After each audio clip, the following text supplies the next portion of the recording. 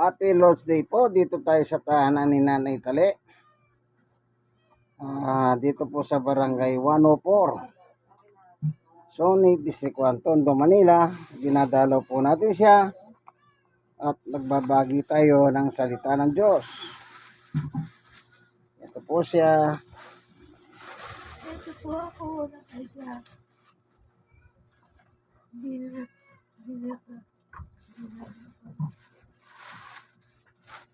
Siya po ay may karamdaman. Kaya po nakahiga siya.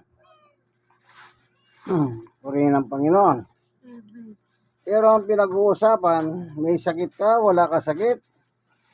Mahina ka, malakas ka. Ang salita ng Diyos ay para sa lahat ng tao dito sa buong mundo. Wala po silang pinipiling reliyon pagdating sa salita ng Diyos. Kahit anong reliyon mo, walang problema. Basta ang mahalaga, yung salita ng Diyos. Yan. Dito tayo sa tahanan niya. At sila naman po yung nag-aalaga sa kanya, yung apo niya, at saka asawa niya. Kasi po, nga, bedridden siya kasi nga, yung may yung buto sa likod, sa pelvic. Kaya hindi po siya makaupo, makatayo, medyo nahihirapan siya. No? Kaya dinadalaw natin siya upang ang mabuting salita ng Diyos o ang salita ng Diyos ay makarating sa kanyang tahanan. Sapagkat po sa salita ng Diyos, dun po ang biyaya ng Diyos. At salamat sa Diyos, siya po ay may bigay sa Diyos. At napunta rito, yan, pinapapasok ang salita ng Diyos sa kanyang tahanan. Yan ay tanda ng makadiyos ang isang tao. Yung palang papasukin mo ang salita ng Diyos, yan ay katibayan na. Isa kang makadiyos na tao. Kasi kung di mo papasukin ang salita ng Diyos sa tahanan, wala ka dyan. Kaya sa biyaya ng Diyos para sa kanya. Na siya ay nadadala ng mabuting salita o salita ng Diyos sa kanyang tahanan. Ano po? Kaya tayo ay magbabasa ng Biblia bago tayo magpatuloy. Tayo muna ay mananalangin. Purihin ka, Panginoon Diyos, aming Ama na makapangyarihan sa lahat. Minsan pa, samahan mo po kami sa aming pagbubulay ng iyong salita. Sapagkat ang iyong salita ay kapangyarihan ng Diyos. Salamat po sa ngalan ni Jesus. Amen. Ayon po kay Apostol Pablo, dito po sa Roma 1:16, hindi ko ikinaiya ang salita ng Diyos. Kita niyo po.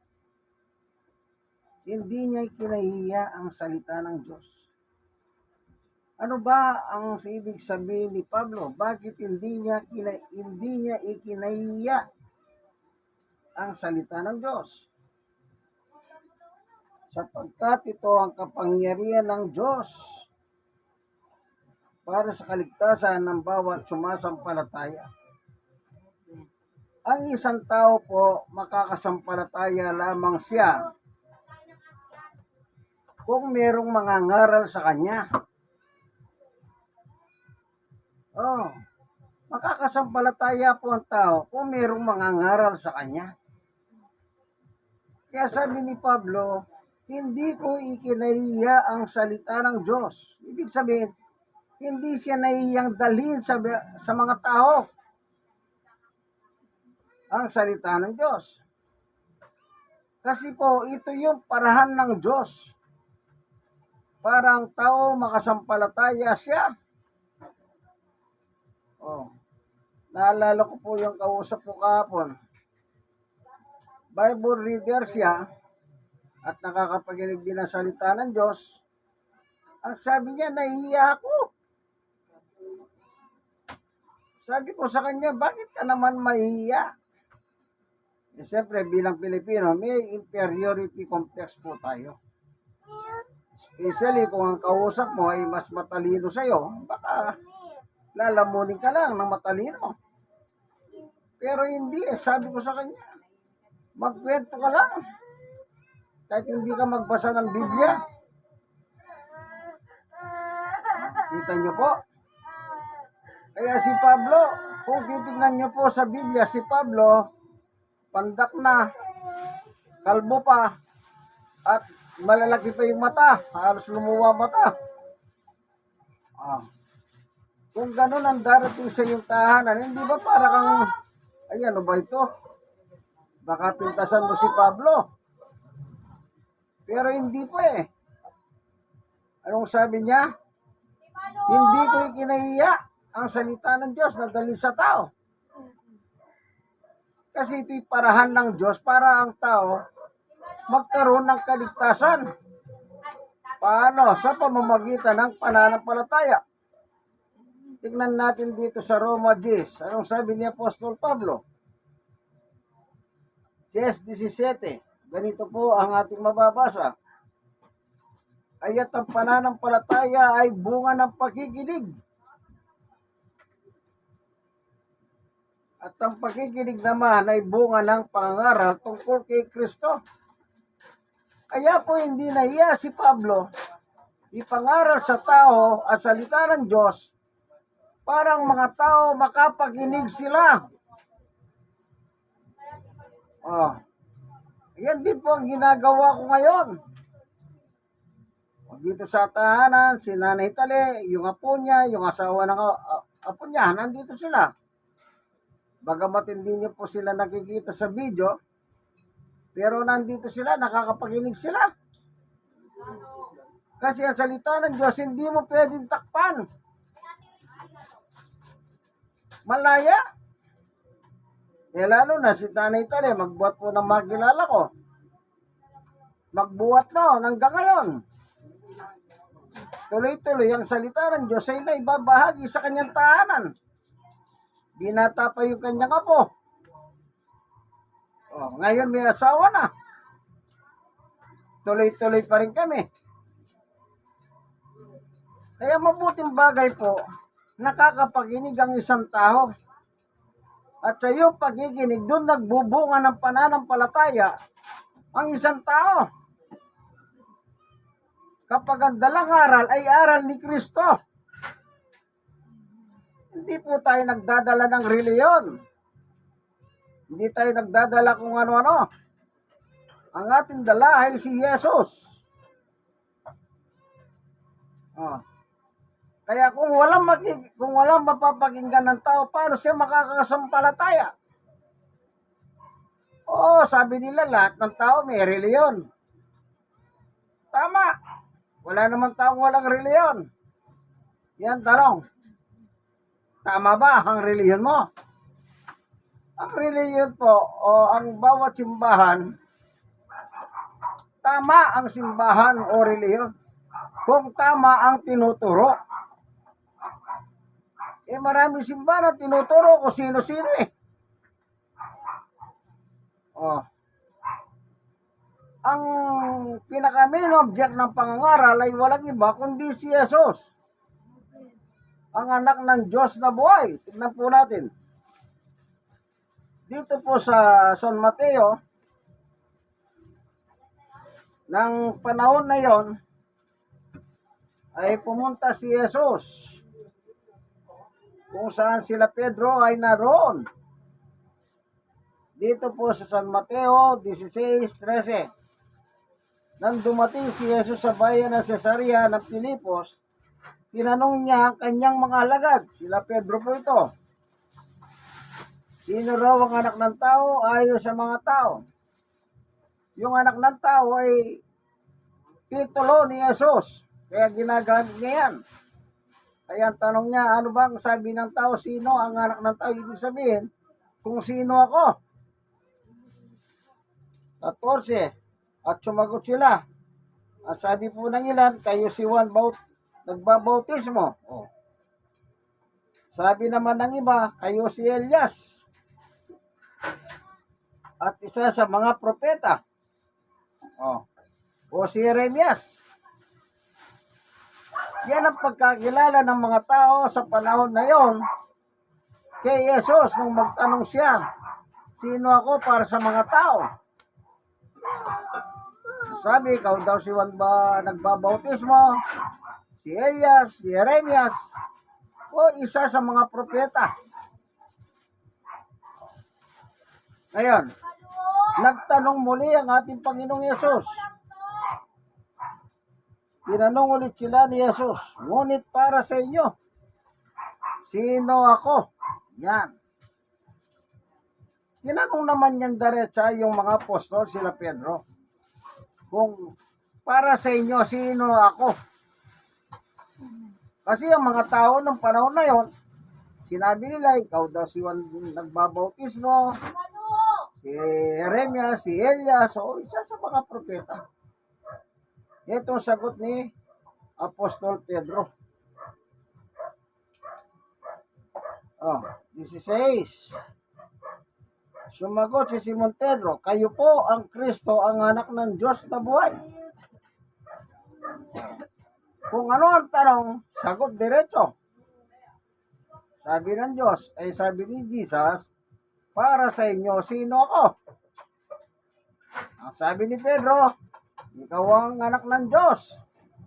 Anak ng Diyos na buhay. Ang Kristo.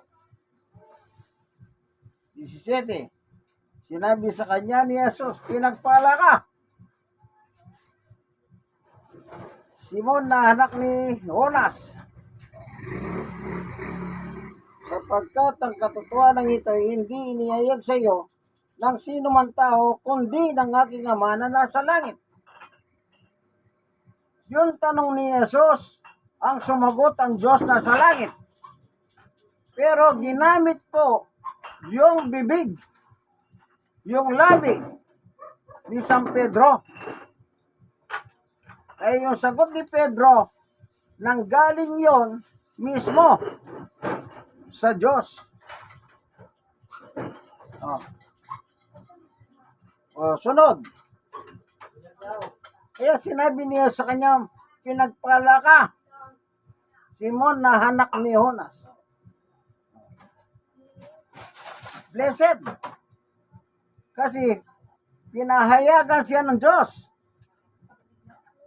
para sagutin ang tanong ng kanyang anak na si Jesus. Thou art the Son of the living God.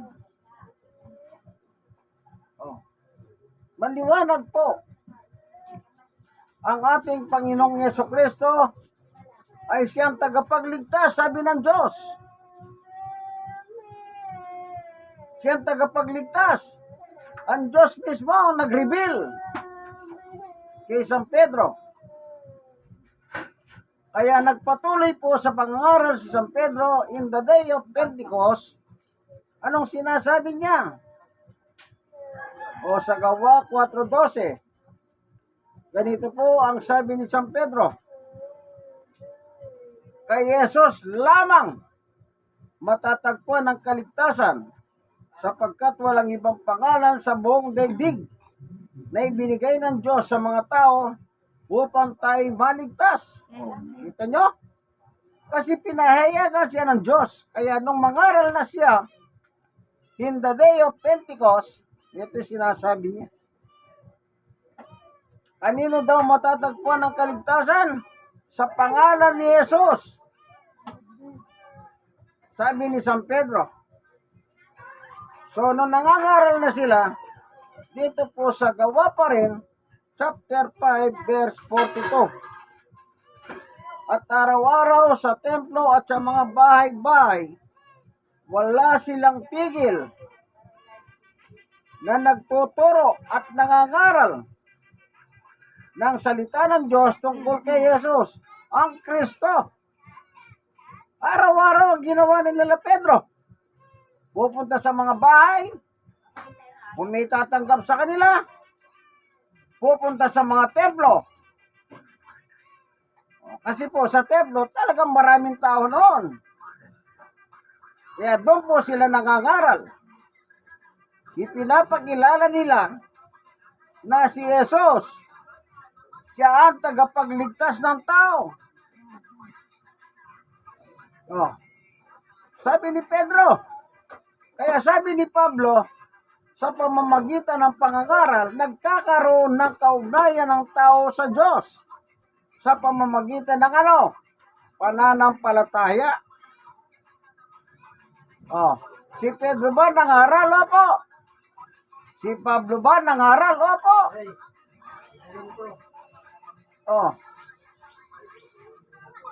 Pareho silang nangaral, pareho silang apostol ni Jesus.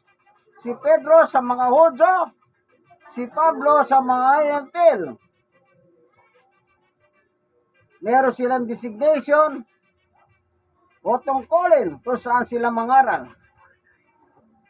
Baka naman meron kayo mababasa sa Biblia, may mga Hudyo sumampalataya sa panahon ni Pablo. May mga Hentil sa panahon ni Pedro, may sumampalataya. Kasi po sa kanilang pangangaral, may mga Hentil, may mga Hudyo. Bagamat ang kanilang designation ay, sabi ni Jesus kay Pablo, doon kayo pupunta sa mga Hudyo. Ang sabi ni Jesus naman kay Pablo, doon kayo pumunta sa mga Hentil. Sa lugar ng mga Hentil. Siyempre, mayroong mga Hudyo ron. Sa panahon at sa lugar ng mga Hudyo, mayroong mga Hentil doon. Kaya mayroon po nako-convert sa kanila noon. Kaya yung pangangaral, napakahalaga yon. Napakahalaga ang pangangaral. Bakit? Kaya sabi ni Pablo, I'm not ashamed. Hindi ako nahiya.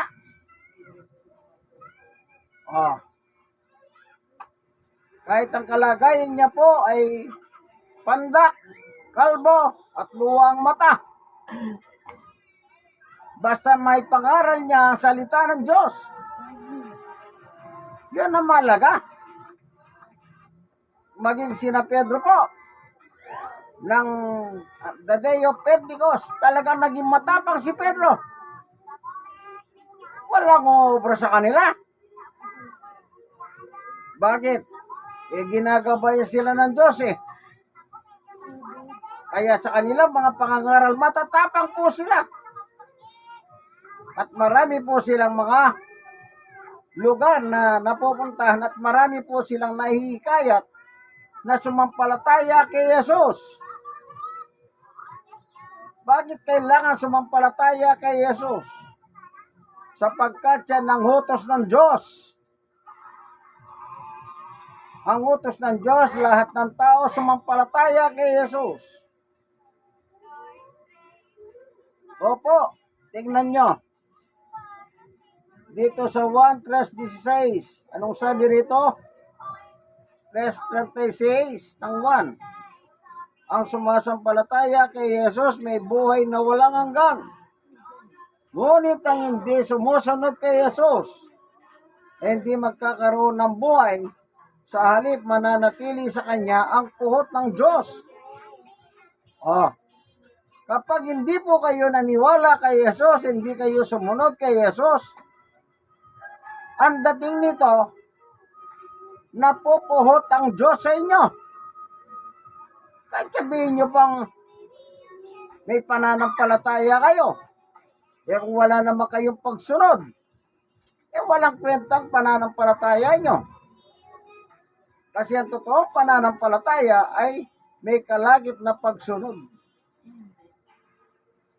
Kaya lang po nagiging tama ang isang pananampalataya ng tao kapag siya po ay sumusunod sa kanyang sinasampalatayanan. Kaya ng panahon na nagutos si Jesus sa kanyang mga alagad, basahin po natin sa Mateo chapter 28. Anong sabi niya? Kaya tumayo kayo, gawin ninyong alagad ko ang mga tao sa lahat ng mga bansa.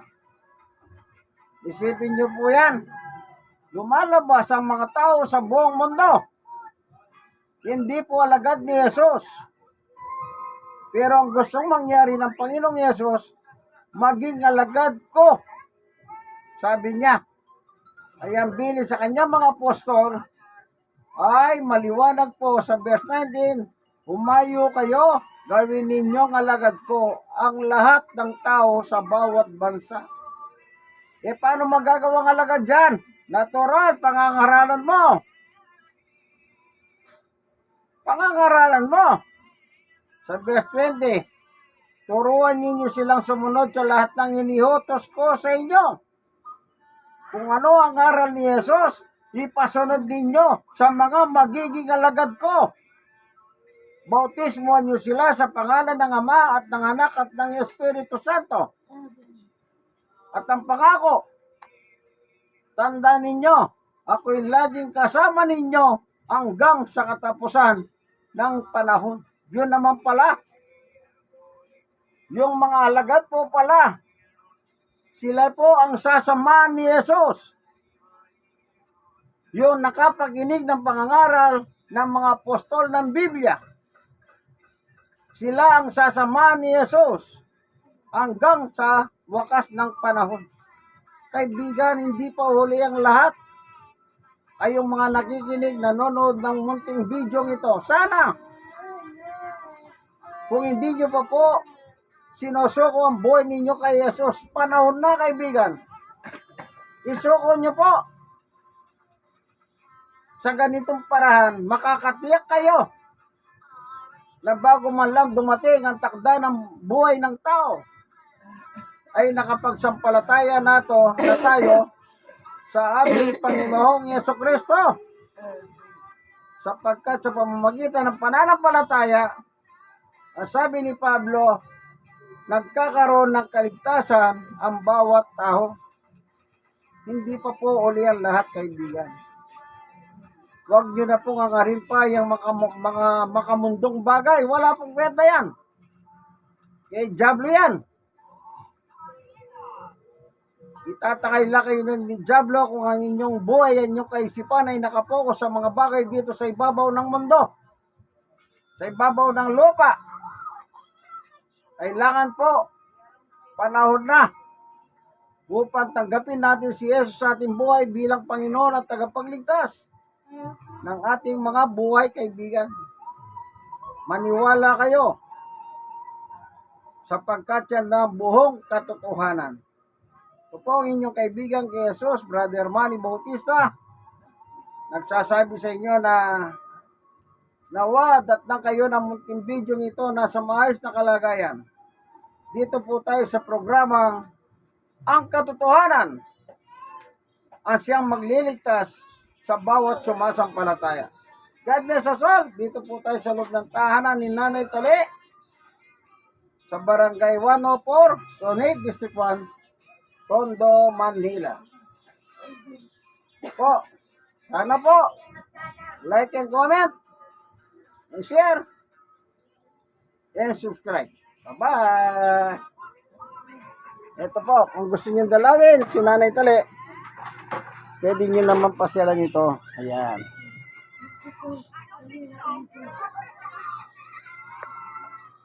Pwede po kayo dumalaw dito po sa Tondo yan. Huwag kayo matakot sa Tondo. Yung mga iba takot sila sa Tondo eh.